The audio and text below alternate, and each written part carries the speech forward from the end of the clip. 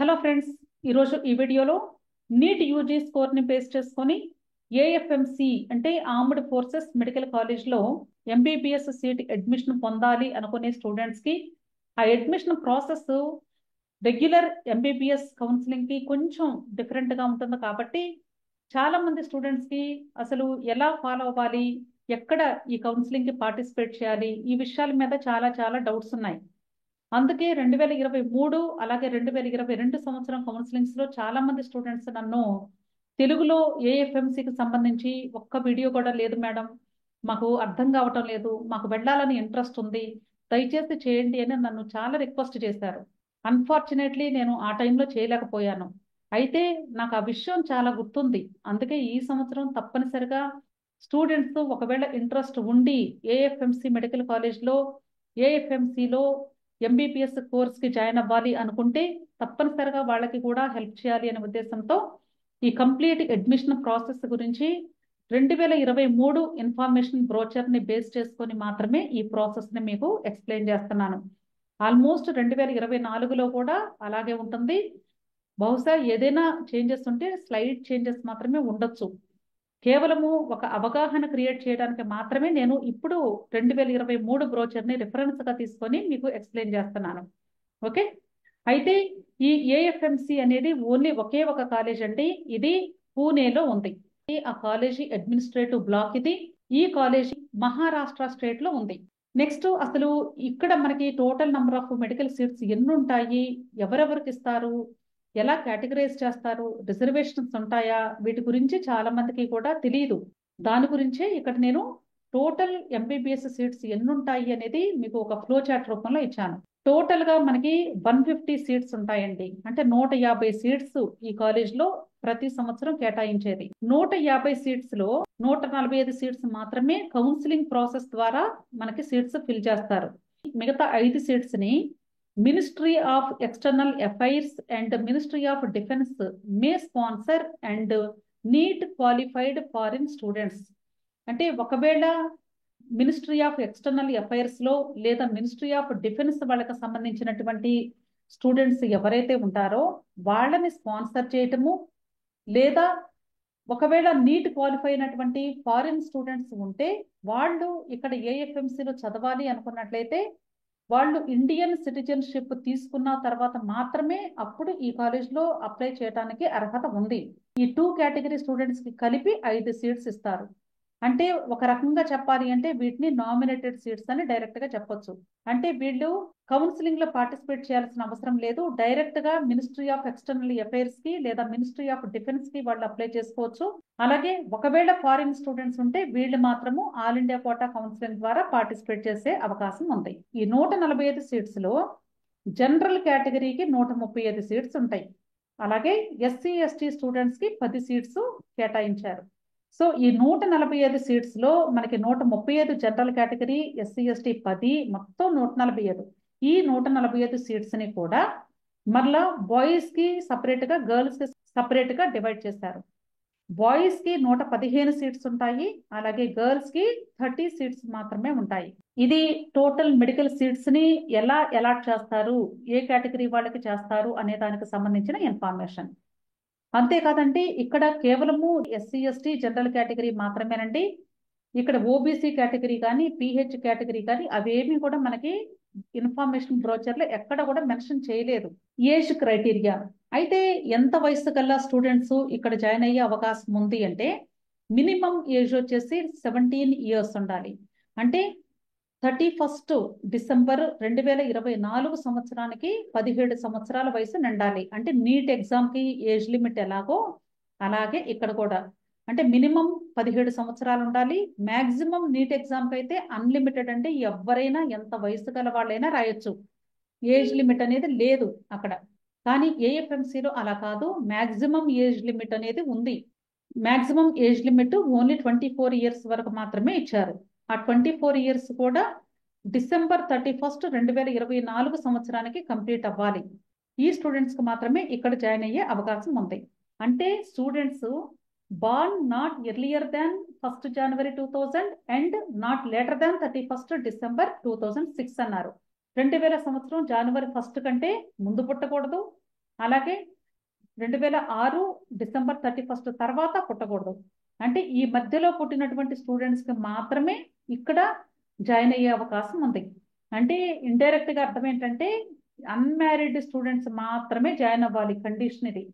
Married వాళ్ళకి ఇక్కడ seat allotment ఉండదు. కాబట్టి ఇక్కడ జాయిన్ అయ్యే స్టూడెంట్స్ మ్యారేజ్ చేసుకొని ఉండకూడదు.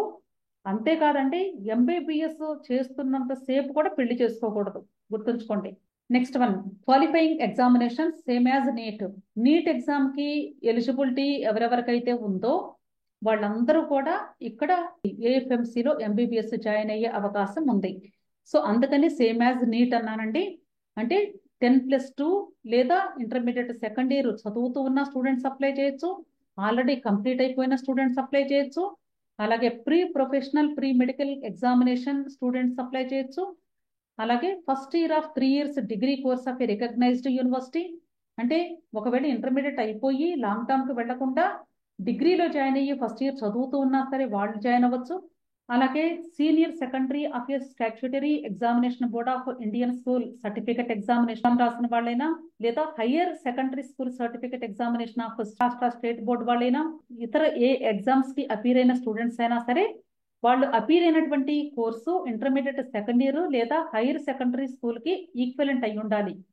ఒకవేళ ఇంటర్మీడియట్ పాస్ అయ్యి డిగ్రీలో జాయిన్ అయ్యి డిగ్రీ కూడా కంప్లీట్ అయిపోయింది అనుకోండి, బిఎస్సి ఎగ్జామినేషన్ రాసినా కూడా ఎలిజిబుల్లే. సో వీళ్ళందరూ కూడా ఈ ఏఎఫ్ఎంసీలో ఎంబీబీఎస్ సీట్ అడ్మిషన్ పొందడానికి అర్హులే అని చెప్తున్నారు. ఇక్కడ స్పెసిఫిక్ గా మహారాష్ట్ర స్టేట్ బోర్డ్ అని ఎందుకు చెప్తారంటే ఈ పూణే అనేది మహారాష్ట్ర స్టేట్ లో ఉంది కాబట్టి అక్కడ స్పెసిఫిక్ గా మహారాష్ట్ర స్టూడెంట్స్ కూడా అని వాళ్ళు పర్టికులర్ గా మెన్షన్ చేస్తున్నారు. ఓకే, అయితే ఇక్కడ ఈ క్వాలిఫైయింగ్ ఎగ్జామినేషన్స్ కి ఎలిజిబిలిటీ ఉన్న స్టూడెంట్స్ అందరూ కూడా తప్పనిసరిగా వాళ్ళు physics, chemistry, biology are biotechnology వాటితో పాటు ఇంగ్లీషు తప్పనిసరిగా చదివి పాస్ అయ్యి ఉండాలి. అది గుర్తుంచుకోండి. సేమ్ నీట్కి ఏ రూల్స్ పెట్టారో అవన్నీ కూడా ఇక్కడ వర్తిస్తాయండి. మీకు నీట్లో కూడా అదే కండిషను, నీట్లో కూడా తప్పనిసరిగా ఈ సబ్జెక్ట్స్ అన్ని పాస్ అవ్వాలి, వాటితో పాటుగా మినిమం ఇన్ని మార్క్స్ రావాలనే కండిషన్ కూడా ఉంది. అవి కూడా ఉంటేనే నీట్ ఎగ్జామ్ కూడా ఎలిజిబుల్. కాబట్టి ఏఎఫ్ఎంసీలో కూడా నీట్ స్కోర్ ని బేస్ చేసుకుని అడ్మిషన్ ప్రాసెస్ ఉంటుంది. అంటే నీట్ స్కోర్ తో పాటుగా ఇంకా అడిషనల్ గా కొన్ని వాళ్ళు పెడతారు. Next academic qualifications. తప్పనిసరిగా students English, physics, chemistry, biology అది కూడా ఫస్ట్ అటెంప్ట్ లో మాత్రమే పాస్ అవ్వాలి. సప్లిమెంటరీలో పాస్ అవటం కానీ అలాంటివి కాదండి, తప్పనిసరిగా ఆ స్టూడెంట్స్ ఫస్ట్ అటెంప్ట్ లో మాత్రమే పాస్ అయ్యి ఉండాలి ఈ సబ్జెక్ట్స్ అన్ని కూడా. నెక్స్ట్ ఈ సబ్జెక్ట్స్ లో physics, chemistry, biology are biotechnology తీసుకున్నట్లయితే ఆ 3 సబ్జెక్ట్స్ కి కలిపి అగ్రిగేట్ స్కోర్ వచ్చేసి 60% లేదా అంతకంటే ఎక్కువ ఉండాలి, కానీ తక్కువ ఉంటే వాళ్ళు ఎలిజిబుల్ కాదు. అంటే టోటల్ 3 సబ్జెక్ట్స్ కి కలిపి అగ్రిగేట్ 60% మినిమం ఉండాలి లేదా అంతకంటే ఎక్కువ ఉండాలి. అందుకనే greater than or equal to 60% అన్నాను.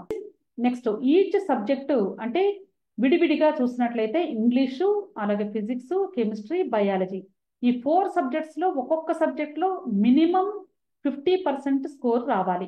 అయితే ఇక్కడ మీకు ఒక డౌట్ రావచ్చు, మరి ఎస్సీ ఎస్టీ స్టూడెంట్స్ ఉన్నారు కదా అని. వాళ్ళకి మాత్రం ఇక్కడ ఎగ్జామ్షన్ ఉంటుంది, అది స్పెసిఫిక్ గా మనకి అక్కడ ఇవ్వలేదు.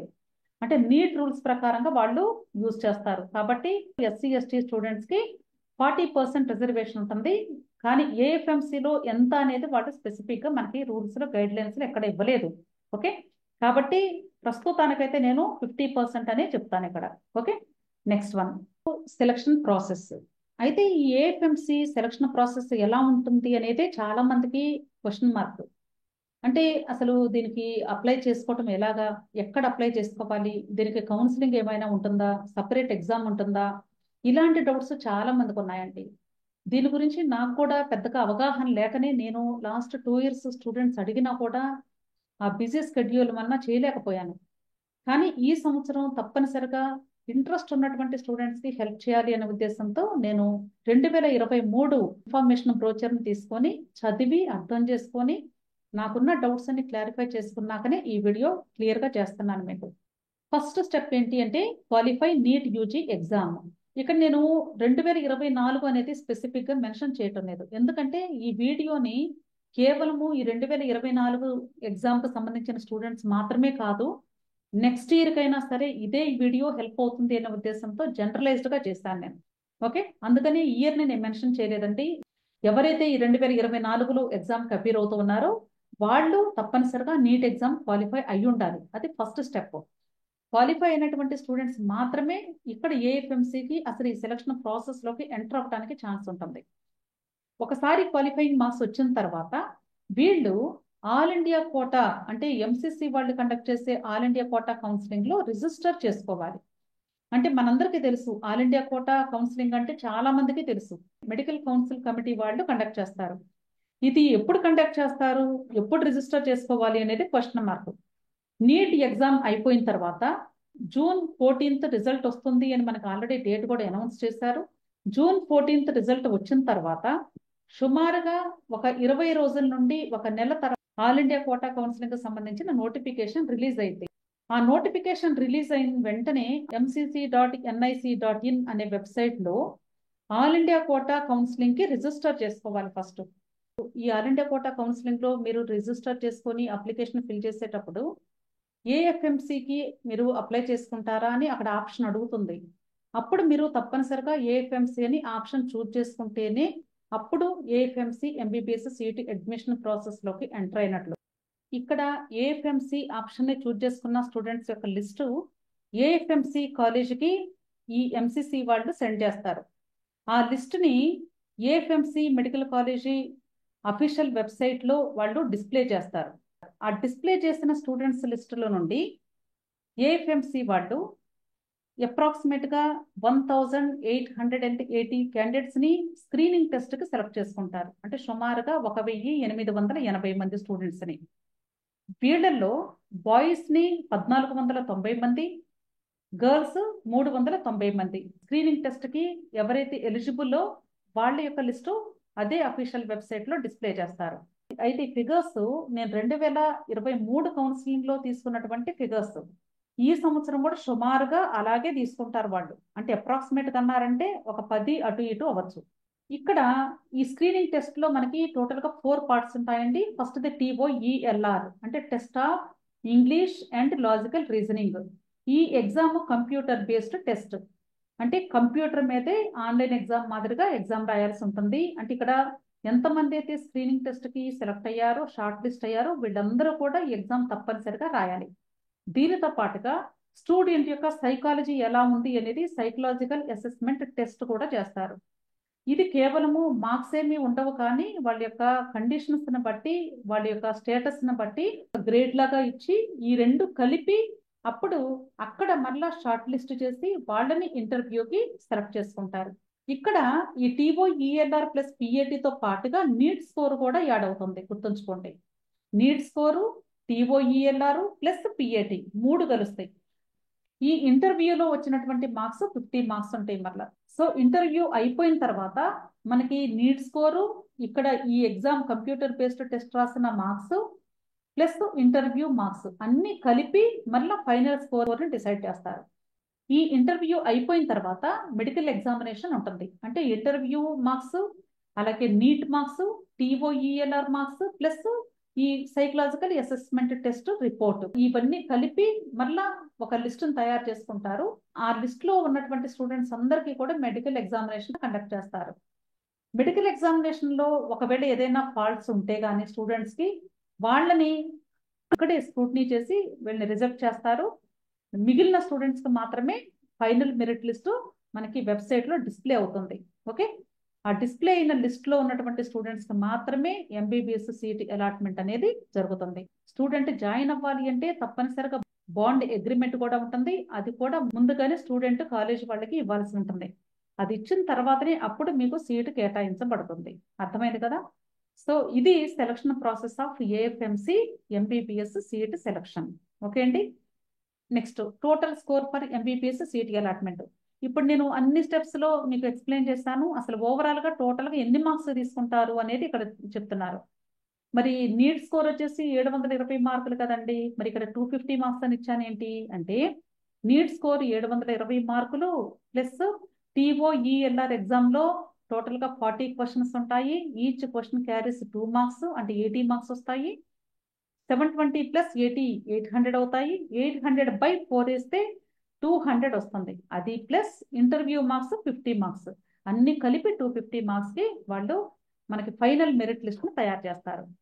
సో ఈ వీడియోలో మీకు జస్ట్ బ్రీఫింగ్ మాత్రమే ఇచ్చానండి. తర్వాత ఈ స్కోర్ని ఎలా క్యాలిక్యులేట్ చేయాలి, అసలు వీటి యొక్క ఫుల్ ఫామ్స్ ఏంటి, ఇవన్నీ కూడా ఎలాబరేటివ్గా నెక్స్ట్ వీడియోలో చెప్తాను. దయచేసి నేను చెప్పిన వీడియోని ప్రతి ఒక్కటి కూడా ఫస్ట్ నుండి లాస్ట్ వరకు వాచ్ చేస్తూ ఉండండి దయచేసి. ఎవరైతే ఫస్ట్ టైం నా వీడియోస్ని మీరు వాచ్ చేస్తూ ఉన్నారో వాళ్ళు తప్పకుండా వీడియోస్ని లైక్ చేయండి, మీ ఫ్రెండ్స్కి షేర్ చేయండి. అలాగే ఈ నా యూట్యూబ్ ఛానల్ నేమ్ మెన్లో ట్యూటోరియల్స్, దీన్ని సబ్స్క్రైబ్ చేసుకోండి. అలాగే బెల్ ఐకాన్ కూడా మీరు క్లిక్ చేయండి. మీకు ఎవ్రీ అప్డేటెడ్ వీడియో కూడా మీకు నోటిఫికేషన్ లాగా వస్తుంది కాబట్టి మీరు మిస్ అవ్వకుండా ప్రతి వీడియోని వాచ్ చేసే అవకాశం ఉంటుంది. Okay, thank you.